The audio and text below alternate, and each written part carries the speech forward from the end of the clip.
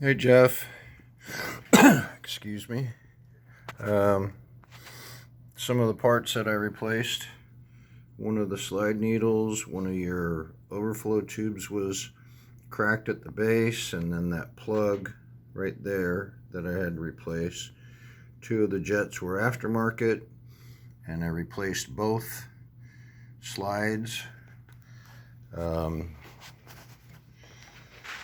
And it's done and running. Here's your carbs, and here it is. Click the button.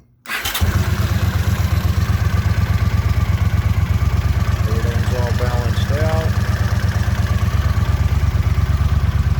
Idles well.